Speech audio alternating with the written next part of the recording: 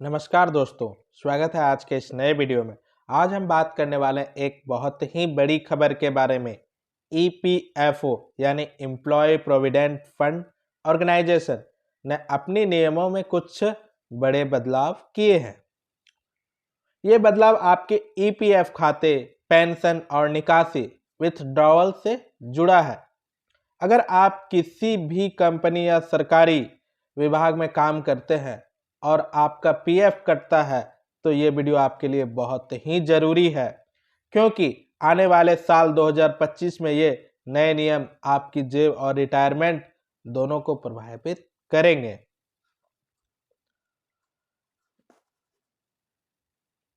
दोस्तों, सबसे पहले समझते हैं कि आखिर ईपीएफओ होता क्या है। ईपीएफओ यानी employ provident fund organisation Bharat सरकार के श्रम मंत्रालय के तहत एक संस्था है जो कर्मचारियों के भविष्य के लिए फंड जमा करती है। हर महीने आपके वेतन से 12% पीएफ के रूप में काटा जाता है और उतना ही पैसा आपकी कंपनी भी जमा करती है, यानी आपकी सैलरी का 24% हिस्सा ईपीएफओ में सुरक्षित रहता है।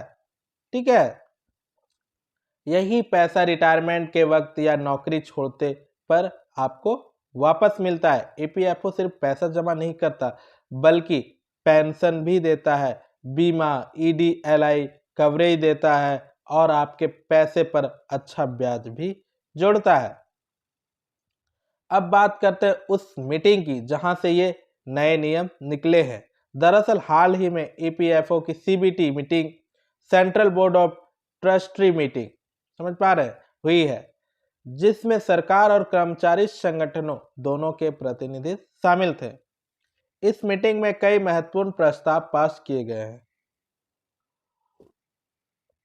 जिनका सीधा असर देश के करीब 6 करोड़ पीएफ धारकों पे पड़ेगा। चर्चा के मुख्य बिंदु क्या क्या थे ये हम समझते हैं। पेंशन स्कीम में सुधार था। ठीक है, पीएफ ब्याज दर में बदलाव का प्रस्ताव रखा गया था। ईपीएफओ डिजिटल सर्विस अपडेट करना था। यूएएन लिंकिंग और आधार ऑथेंटिकेशन को लेकर एक नए नियम बनाना था। रिटायरमेंट एज लिमिट और ऑटो ट्रांसफर सिस्टम भी। चलिए एक एक करके सब कुछ समझते हैं। ईपीएफओ ने वित्त वर्ष 2025 के लिए ब्याज दर पर फिर से विचार किया है। अभी तक ब्याज दर 8.25% थी, लेकिन इस बार ईपीएफओ ने 8.35% तक बढ़ाने का प्रस्ताव रखा है। इसका मतलब अगर आपके खाते में 5 लाख जमा है तो सिर्फ ब्याज से ही आपको हर साल 41,750 रुपये मिल जाएंगे। समझ पा रहे हैं? छोटे कर्मचारियों के लिए एक बड़ी राहत भी है, क्योंकि महंगाई के समय में ज्यादा ब्याज दर का मतलब है ज्यादा सेविंग। अब बात करते हैं सबसे बड़े अपडेट की। ईपीएस 1995 एम्प्लॉय पेंशन स्कीम में बदलाव हुआ है।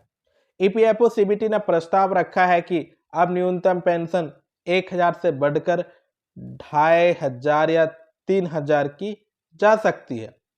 समझ पा रहे हैं? यानी जो कर्मचारी लंबे समय तक ईपीएफ में योगदान देते हैं उन्हें रिटायरमेंट के बाद बेहतर पेंशन मिलेगी। साथ ही अब ईपीएफओ ये भी सुनिश्चित करेगा कि हर सदस्य के पेंशन रिकॉर्ड डिजिटल रूप में रहे, ताकि किसी को दस्तावेजों के झंझट ना पड़ना पड़े। समझ पा रहे हैं? अब बात करते हैं डिजिटल अपडेट की। ईपीएफओ ने अब आधार लिंकिंग को 100% अनिवार्य कर दिया गया।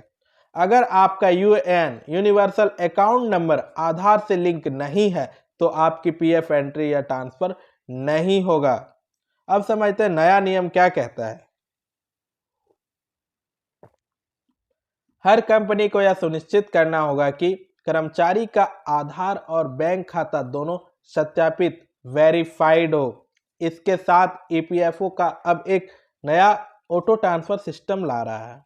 अगर आप नौकरी बदलते हैं तो नया नियोक्ता जोड़ते ही आपका पीएफ खाता अपने आप ट्रांसफर हो जाएगा।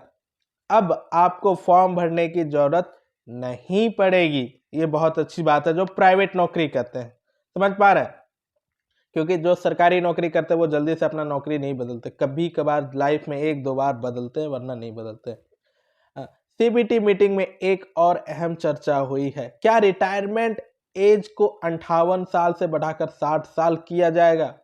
कई सदस्यों का कहना है कि आधुनिक कार्य वातावरण में 58 की उम्र अब बहुत कम मानी जाती है और कर्मचारियों को 2 साल और काम करने का अवसर मिलना चाहिए। ये भी बहुत अच्छी खबर है दोस्तों कि 58 साल से 60 साल करने की बात हो रही। हालांकि अभी ये प्रस्ताव विचाराधीन है, लेकिन अगर ये लागू होता है तो पेंशन और पीएफ योगदान दोनों में बड़ा बदलाव आएगा। अब समझते हैं ईडीएलआई यानी employ deposit linked insurance scheme. अब ईपीएफओ ने इसमें भी सुधार किया है। ठीक है, जो पीएफ सदस्यों को लाइफ इंश्योरेंस का लाभ देता है, अब ईपीएफओ ने इसमें भी सुधार किया है। पहले अधिकतम बीमा राशि 7 लाख तक थी, जिसे बढ़ाकर अब 10 लाख करने पर विचार किया जा रहा है। इसका फायदा यह होगा कि अगर किसी कर्मचारी की मृत्यु नौकरी के दौरान हो जाती है तो उसके परिवार को बड़ी वित्तीय सहायता मिलेगी। अब बात करते हैं जरूरी चेतावनियों की। अगर आपका लिंक नहीं है, अगर आपका आधार लिंक नहीं है तो तुरंत लिंक करवाएं। पीएफ खाते में मोबाइल नंबर और बैंक डिटेल अपडेट रखें। ईपीएफओ पोर्टल पर अपना ई नॉमिनेशन जरूर करें, क्योंकि अगर ऐसा नहीं किया तो आपके नॉमिनी को पैसा पाने में दिक्कत हो सकती है। तो दोस्तों, ये थे ईपीएफओ के नए नियमों से जुड़े सभी बड़े बदलाव। ज़्यादा ब्याज दर, पेंशन में बढ़ोतरी, डिजिटल सुविधा, आधार अनिवार्य और ऑटो ट्रांसफर सिस्टम। अगर आपने ये वीडियो पूरा देखा है तो कमेंट में लिखिए ईपीएफओ अपडेट होना चाहिए, ताकि हम अगले वीडियो में आपको ईपीएफओ के ऑनलाइन प्रोसेस और क्लेम के स्टेप भी दिखा सके। वीडियो को लाइक करें। अगर हमारे चैनल पर आप पहली बार आए हैं तो चैनल को सब्सक्राइब कीजिए और दोस्तों के साथ शेयर कीजिए, ताकि कोई भी नया नियम मिस न कर सके। मिलते हैं अगले एक नए वीडियो में। तब तक के लिए बहुत बहुत धन्यवाद।